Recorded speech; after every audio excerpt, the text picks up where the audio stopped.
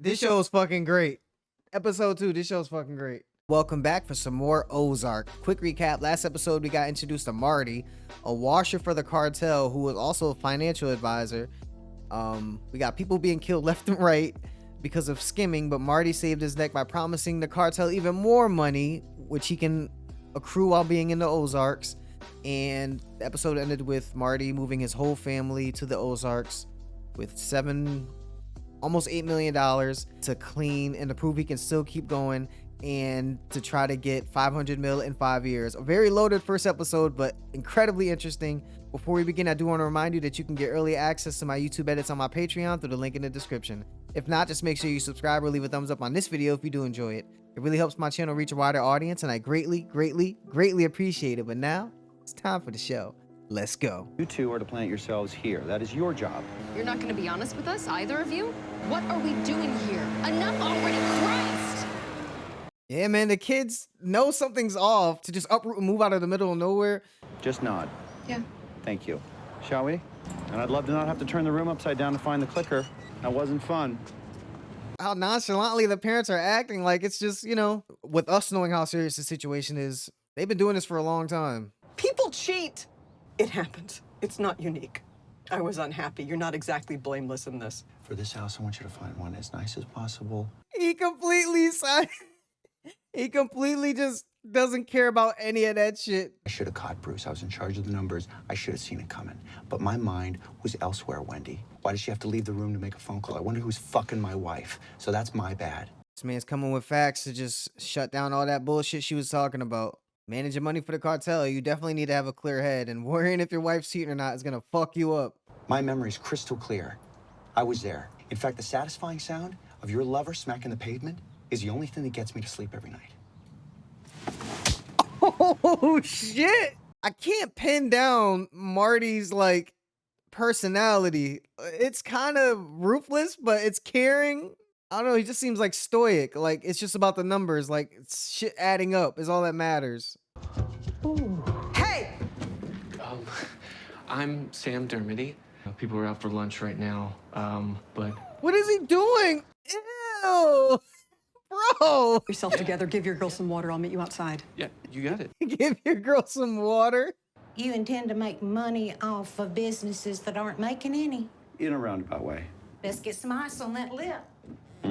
Yeah. So he's gonna help out these struggling businesses and make them profitable and probably get a cut or something? Like, I don't know how that's gonna get you 500 mil in 5 years.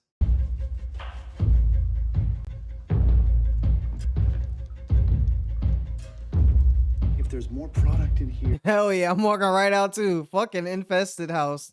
No matter how much you're struggling, man, you can't live in a house just as covered in bugs. Like, Okay.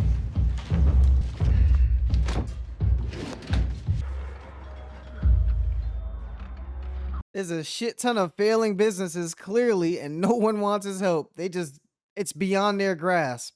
I'm sure it's beyond the common layman's grasp of, you know, investing and doing all this extra shit. But as a business owner, you would think somebody would want to, you know, take help from this guy. And we know it takes off from the beginning of the first episode. This dude's on a speedboat with tons and tons of cash. Anyway, 3 and I are going wakeboarding a little bit if you guys want to come along. Leaving in like 20 minutes. I don't know. Better than sitting around here all day. Gotta watch the room, man. You heard what your dad said. Fuck. It's very common for someone to start a business simply because they have an affinity for the product. You know what I'm saying? Oh! What the fuck? Get the fuck out of here. A pregnant stripper? Yo, what show is this, man? How much you got? 150, maybe 200? 25%. My cut. We're washing your money. What you doing, ain't it? Whoa, he picked it up right away.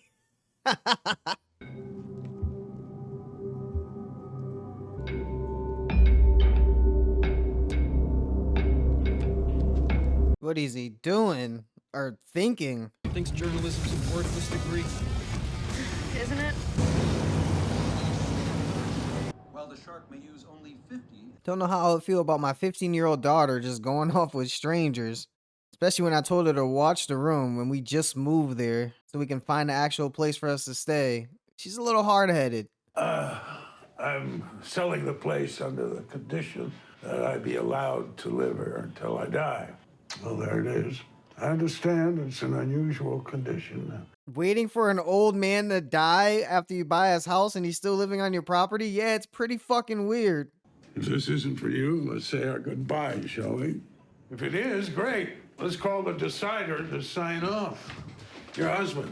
Man, this dude is sexist, old. He's direct though, like he said, he's dying. This isn't your boat, is it?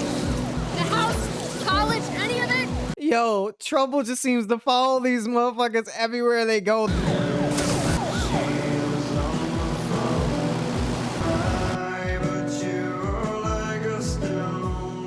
He straight dipped on her. I think he was maybe saving her, helping her out though. Clearly she wouldn't know what's going on. But the fact he took off his vest right away is kind of weird. Arresting the white trash that almost killed my daughter is hard time consuming work. My guess, this all comes down to simple run-of-the-mill laziness. Shut up, Marty. How's that? He doesn't even give a fuck about being direct with the sheriff. I mean, they're trying to pin this and blame his daughter, so I could understand his reaction in this sense. You're lucky that Charlotte didn't get mixed up with Ruth Langmore. 19, smart, mean. As a criminal, her potential's as yet untapped.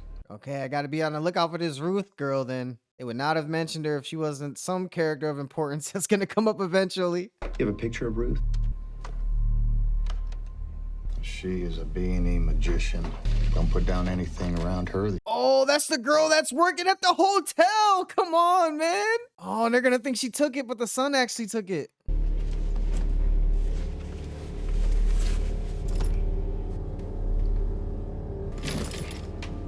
I mean, with something that important and all that money, for them to entrust only the kids to watch it, they're pretty fucking stupid.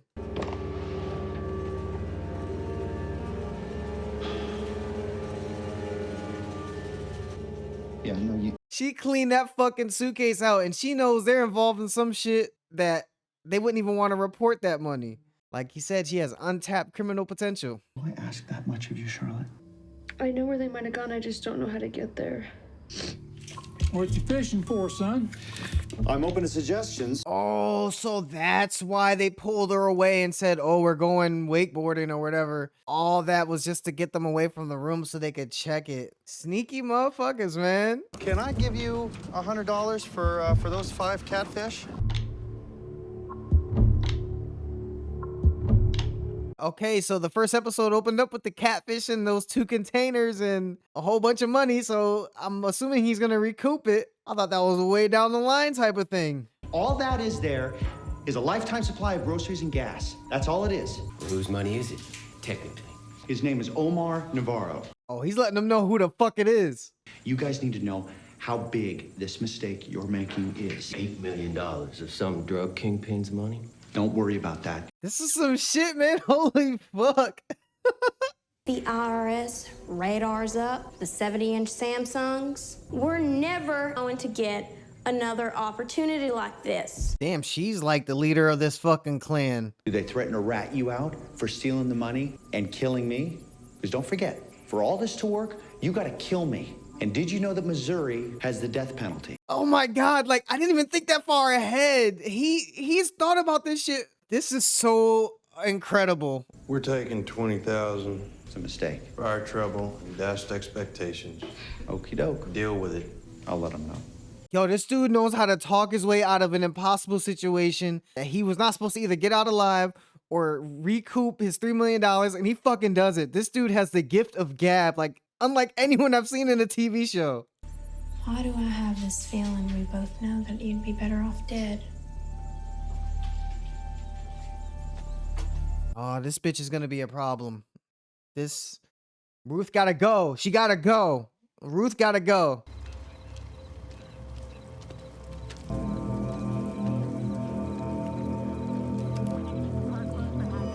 Her teeth? Her fucking teeth? Oh man, they're gonna be able to identify her now. It burned everything but that little bit of her jaw. That's fucking gross. The jawbone was Hanson Sr.'s. But I guarantee you, if the rest of that ooze could take shape, you'd find Bruce Liddell in there too. Oh, it was the dad, but they kind of know it has to relate to that whole situation then at least.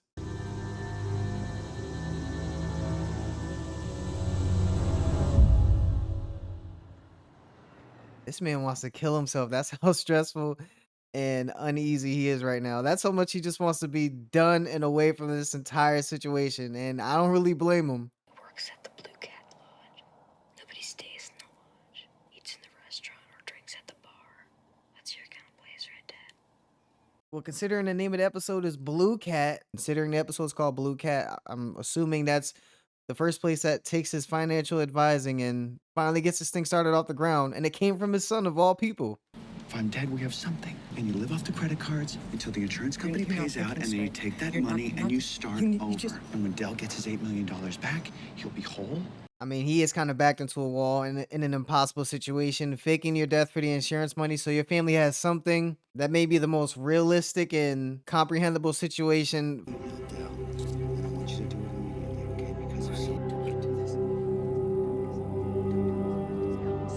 Thought you guys were just business partners, man. That love is still there. You can see it. It's gonna be investigated. But if it's an actual accident, if it's a car accident, if it's, I don't know what it would be. He wants some type of reassurance before he goes through with this. It would suck to die and they don't get anything. Where's your mom? Did you send the email? Good. Well, we knew he wasn't gonna do it or else there wouldn't be a show, man. I want to see how this shit works. Maybe I can learn something. I mean, not illegally, just, just for fun. Get up, I got shit to do. Come on. Ms. Garrison, I don't know anything about your business.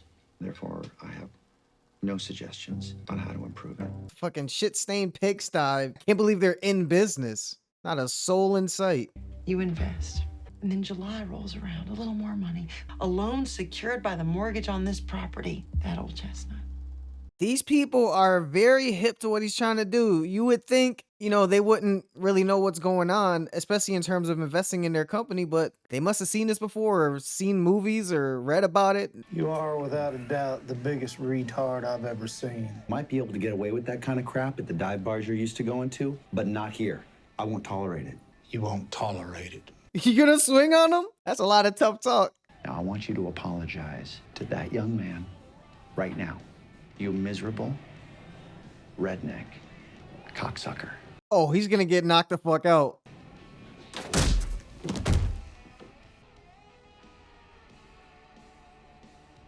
Oh man, he played to her emotions, man. So that's probably how they're gonna get in business. He made her believe he really actually cares about the place, but it's just a part of his shtick. Mr. Diker will be living in the basement. Mom, what are we doing here? Your father's laundering money for a Mexican drug cartel. What the fuck? I shit you not. Hello, Mr. Diker. What the f... Yo, what a fucking... What the fuck? She didn't even joke about it. She said no bullshit. Okay, all right. This show is fucking great. Episode 2, this show is fucking great. And that, ladies and gentlemen, was Ozark Season 1, Episode 2. Looks like we made a full transition from the city to the country. And when you get to country, you get country folk.